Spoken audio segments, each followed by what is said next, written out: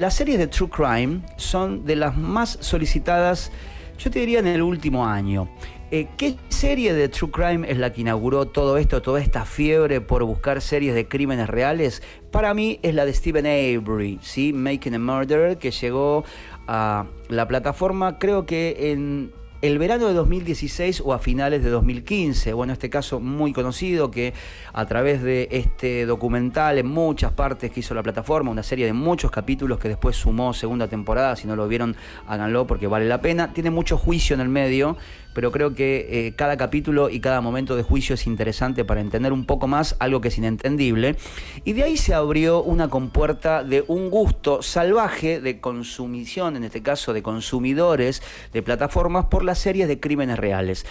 Mencionamos acá y recomendamos el proyecto Williamson. Bueno, hay uno que es Proyecto Inocencia también, que es muy conocido en Estados Unidos.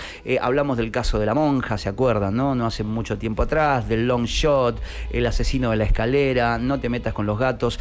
Hay muchas series, Amanda Knox, Zampa, me vienen cayendo a la mente todas que las pueden encontrar en ese mismo lugar, pero evidentemente hay un gusto popular, porque son series muy solicitadas, por engancharse con historias reales que tienen un morbo detrás, que tienen una puerta abierta no hacia lo desconocido, sino a diferentes niveles y frecuencias de mentes criminales que a nosotros, la gran mayoría, como gente más o menos normal, obviamente que nos va a llamar la atención. Una de las últimas que se sumó a la plataforma fue Night Stalker, la de Richard Ramírez, ¿sí? Ese asesino tremendo de California que tiene ahora su serie de True Crime. Mucho archivo, obviamente todos los documentales, series tienen entrevistas, se profundiza hoy con la mirada que te da el tiempo, porque lo bueno de la historia y del trascender es que uno, con los elementos que ya tenían en el momento que sucedieron esos eventos, ahora, habiendo pasado 10, 30, 15 años, tenés primero otra perspectiva y segundo tenés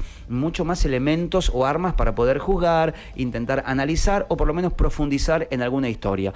Estados Unidos es la tierra de los asesinos seriales. Hay un par que se les escapan, digo, tal vez Chikatilo en Ucrania o Peter Sutcliffe, que también tiene su serie, si la quieren buscar, en Inglaterra. Después, a ver, ellos han sido la patria. ¿Cuándo comienza a verse el concepto de asesino serial? Durante la década del 60. Ahora, si querés tirar el paño, Juanelo, y yo voy hablando de este personaje, pero voy a hacer una breve introducción a lo que fue la década del 70 y después vamos a hablar del hijo de Sam. Esa es la persona a la cual quiero hacer referencia. El concepto de serial killer empieza a nacer a inicios de la década del 70. Si uno va hacia los 60, se va a encontrar con un caso paradigmático que es tal vez el del estrangulador de Boston, ¿sí? Ese tipo al cual los Rolling Stones inclusive le dedicaron una canción, si quieren en algún momento para la sección Un día una canción lo repasamos, pero es el que abre esa puerta a pensar que había alguien que no era un asesino múltiple, como puede ser Andrew Cunanan. ¿Por qué es un asesino múltiple? ¿Cuál es la diferencia? Cunanan mató en un breve periodo de tiempo, de días, a 5 personas, pero fue un raid criminal que termina asesinando en Miami a Gianni Versace, pero no era el asesino serial. El asesino serial suele tener generalmente una zanahoria sexual por delante, cuando ya, digamos, en su infancia no encuentran más animales a los cuales vejar o torturar o matar de alguna manera, su deseo sexual irrefrenable pasa a seres humanos. El tema es que cuando consiguen ese sexo violento a través de la asfixia o en este caso de la dureza del sexo, necesitan ir un escalón más, y el escalón siguiente para saciar esa necesidad, para satisfacer justamente ese fuego interno, ese frenesí, es el crimen.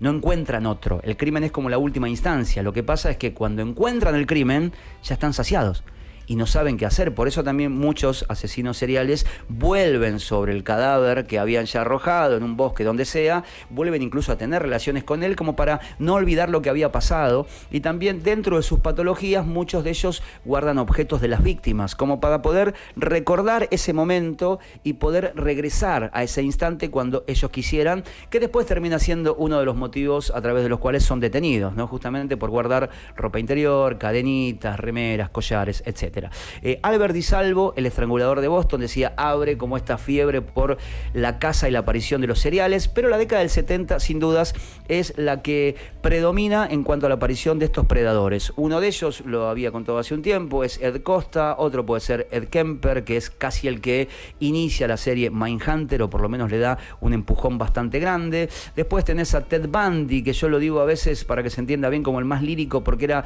un tipo encantador, fino, que tenía muy buenos modales, pero que tenía una sed de crimen muy grande.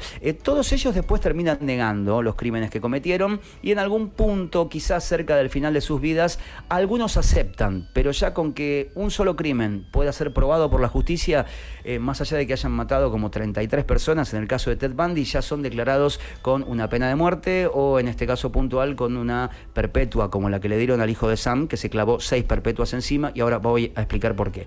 Después tenés otro caso como el de Pogo, el payaso asesino, que acá también recomendé y compartí la serie, y ahora meto un insert chiquito si alguien la quiere ver el fin de semana para divertirse. Yupi, me la pide @DaniCharlatán. Pero a finales de la década del 70 proliferan más los asesinos seriales y su figura. Piensen que el payaso asesino detenido en el 78, Ted Bundy detenido en el 77, y en el caso puntual de este tipo al cual voy a hacer referencia, el hijo de Sam, David Berkowitz, fue detenido también en 1977.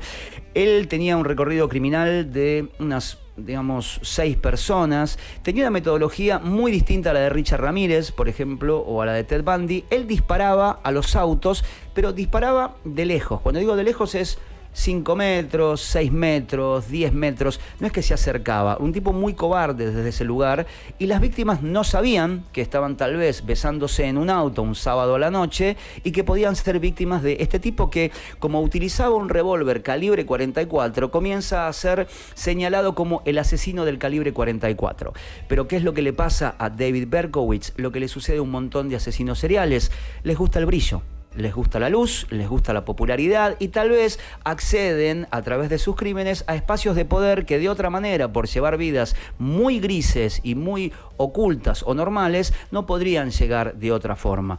Lo que le sucede al hijo de Sam es lo que le pasó, por ejemplo, al asesino del Zodíaco. La diferencia es que el asesino del Zodíaco a día de hoy jamás fue atrapado, y es muy probable que hoy sea o un abuelo o un anciano, o que ya esté preso o muerto. Y Berkowitz empieza a mandar cartas a la policía, haciéndose llamar como el hijo de Sam, diciendo que estaba en una cruzada maléfica, diabólica, que este mundo tenía que ser liberado de algunas impurezas, y por eso comienza a ser rastreado de una forma más detenida.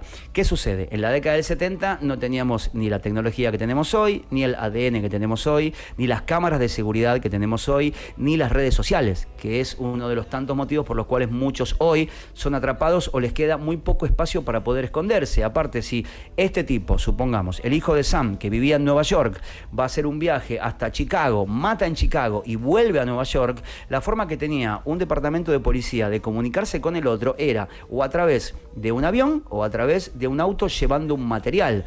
Digo, ni siquiera el fax estaba en un momento donde era mucho más claro de ver. Hablo del año 74, 75.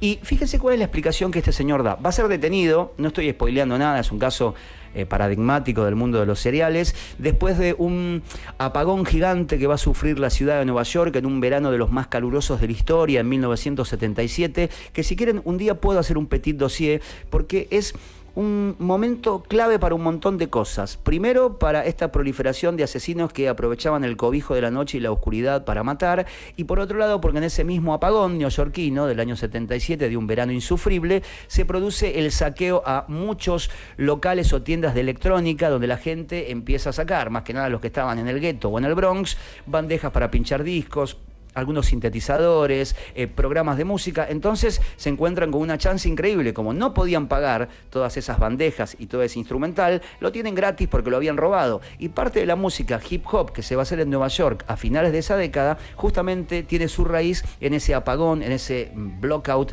pero absolutamente famoso y muy duro para la ciudad, que tuvo lugar en ese momento. Días después es detenido este señor, por casi un tecnicismo de la calle. Como Al Capone fue detenido por falta de impuestos, el tipo dejó el auto en un lugar que no debía, había una especie de multa pegada al parabrisas, lo empiezan a investigar, y cuando lo agarran, él mismo dice, ¿saben a quién detuvieron? El policía dice, a un infractor. No, ustedes tienen al hijo de Sam.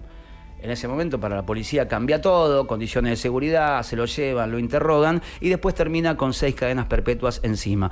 ¿Por qué él se hacía llamar el hijo de Sam, David Berkowitz? Porque él decía que donde vivía existía un perro en la casa de al lado, el perro del vecino, que se llamaba Sam, no el vecino, sino el perro, y que el perro ladraba todas las noches. Al principio comenzó a quejarse con su vecino de los ladridos del perro, hasta que en un momento él comenzó a pensar, vaya uno a saber si, hoy no se sabe, si fue un argumento, un vericueto legal, un chamullo o fue realidad, que el perro le daba instrucciones a través del ladrido y le decía que tenía que asesinar. ¿Sí? Por eso él comienza a llamarse hijo de Sam, pero Sam no era el vecino, ni era alguien de su familia, ni era él, sino que era el perro de su vecino.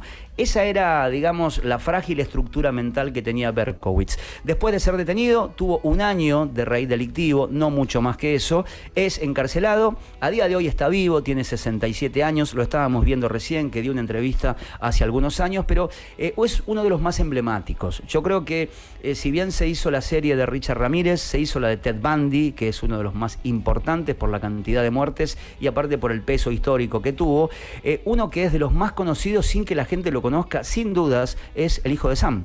Era el nombre con el cual él se hacía conocer con la policía, le mandaba cartas, le mandaba símbolos, logos, para intentar despistar, pero de alguna manera todo asesino de este tipo, no digo que está esperando que lo atrapen, pero sabe el riesgo que está corriendo. Pero a veces la popularidad incluso es mucho más grande que la propia libertad. Bueno, ahora el 5 de mayo en la plataforma que todos conocemos se va a estrenar la docuserie Sons of Sam, A Descent to Darkness, un descenso a la oscuridad, y creo que es uno de los últimos, por lo menos, perfiles que quedaba para ser analizado. ¿Por qué? Por la impronta que tuvo, por su importancia, porque está en todos los libros criminales que se precien de tal, del año 77 en adelante, y por el mismo motivo que ustedes me van pidiendo a Pogo el payaso asesino, o me pueden pedir a Richard Ramírez, porque nos llama la atención. Nos llama la atención aquello que no terminamos de entender, o que entendemos como algo casi sobrenatural, digo, de asesinar de esta manera. Si bien no era tan cruento como el Night Stalker, era un tipo que era desalmado, se acercaba a un auto y asesinaba a cualquier persona por el hecho de asesinar, no mucho más que eso, y quizás con eso compendiaba de alguna forma su poca hombría, él mismo lo dijo, y quizás su autoestima pegada al piso. Agéndenla, cuando la tengan, véanla, obviamente no va a salir, no es necesario que les pase ningún link, porque si tienen la plataforma de la N la van a poder ver. Se estrena el próximo 5 de mayo, ¿sí? Así que morboses que están por ahí, si quieren podemos compartir el tráiler de lo que va a ser esta docuserie que se viene en un estreno inminente en menos de un mes, dedicado a este señor, uno de los últimos seriales líricos conocido como Son of Sam. Vamos a ver el tráiler. A killer on the loose in New York for a year and 3 days. Run, my good He is David Berkowitz, the man police believe to be the son of Sam. You better run for your life. They totally ignored the true story of this case. Run. Once they named Berkowitz, it was like, hallelujah, we got our bad guy, everybody can walk the streets again. The city of New York can rest easy. Run. There were real questions in this case. Why do the police not investigate more? The sketches don't add up. You're not going to mistake Berkowitz for being 6 feet tall and blonde. You got suspects dying accidentally. There were 8 attacks. Did you do all of them? I did not pull the trigger at every single one of them. The worst serial killer in New York City didn't do it on his own. This is freaking huge. Son of Sam is not over. Son of Sam still exists. Berkowitz is claiming members of a satanic cult helped in the murders of 6 people. I could feel a force pulling me into the darkness. This group is all over the country. They were devoted to bringing on the end of the world. Is there a link between the Manson killings and the Son of Sam killings? Maury wanted the truth to come out, but nobody would listen. This case went off the rails a little bit. People are scared that this is still happening. With Berkowitz in prison, who's still out there? You better run for your life. Bueno, ahí compartimos el tráiler, se va a llamar Sons of Sam, A Descent to Darkness, se estrena el próximo 5 de mayo y mientras les digo esto, si están interesados, agéndenselo, igual cuando ya se estrene vamos a dar nuestra opinión desde acá. Como es el programa de la droga, es el programa de los asesinos seriales y les cuento también que está ya en marcha la película sobre Jeffrey Dahmer, quizás el más escalofriante de todos. Uno no se gana el mote de El Chacal de Milwaukee por nada. Puede ser el ruso, el cabezón. Ahora, que te digan el Chacal de Milwaukee, creo que tenés que tener por lo menos credenciales para cargar encima semejante apodo. Así que ya saben, se estrena el mes que viene. Les cuento que este año vamos a ver muchas series de True Crime. ¿Por qué? Porque la gente las elige para ver. Y Argentina, estaba leyendo el otro día un relevamiento, es un país donde en cuanto a consumos audiovisuales de plataformas, como no pasa en algunos otros lugares del mundo, es casi primero o segundo en consumos de historias de Segunda Guerra Mundial o nazismo, y en este caso historias de asesinos seriales. Yo sumé de todas maneras a la votación, supongo en la encuesta estoy integrado, pero en este pedazo del mundo evidentemente nos llama mucho la atención, quizás porque Argentina no tiene casos así, digo, ha tenido algunos pero muy raleados a través de los años. Yo creo que quizás el más emblemático de este país es el Petiso Orejudo, pero hay que irse a comienzo del siglo XX, ¿sí? Allá por 1919, 1920, un chico muy joven que igual tenía unos problemas mentales severísimos que obviamente no eran tratados en un marco de pobreza en la ciudad de Buenos Aires bastante clara y bastante marcada, pero no es una tierra de asesinos seriales, digo, esta puntualmente. Estados Unidos sí es la capital y Nueva York y Seattle son como dos de los epicentros. ¿Por qué? Y hay gente mucho más chiflada que acá. No porque acá no haya chiflados, pero allá hay que, de hecho le han dado de comer a la industria cinematográfica durante muchísimos años y sepan que este año se vienen muchas series de True Crime, así que lo van a seguir haciendo. ¿Hay artistas que le hayan compuesto canciones a este ser detestable? Sí, claro que sí. Uno de ellos es Marilyn Manson, se entiende un poco más. Hasta Cypress Hill, si uno escucha Insane in the Brain, en un momento casi en la primera línea de la canción lo va a nombrar al hijo de Sam. Pero hay alguien que le escribió un tema sin hablar de él. Es muy loco esto. Y le escribió un tema hermoso, hermoso. ¿Se acuerdan que la semana pasada, no, la anterior, escuchamos una canción de Sufjan Stevens cuando hablé de la serie de Pogo, El payaso asesino, que se la dedicó y se llama como él, John Wayne Gacy, que es un tema lento, súper chill, relajado, que no parecería si uno no entiende el idioma dedicado a una personalidad monstruosa como la de Pogo. Bueno, en este caso, Elliott Smith le dedicó una canción desde su título. Quizás si uno profundiza en la letra no va a encontrar muchos guiños o referencias, pero creo que a día de hoy, si alguien tiene que encontrar un tema, una pieza musical que hable del hijo de Sam, obviamente va a encontrar esta. Si no la escucharon, escuchen esta canción que es de lo más lindo que van a tener en el día de hoy y créanme, va a ser así. Elliott Smith dedicado a David Berkowitz, Son of Sam.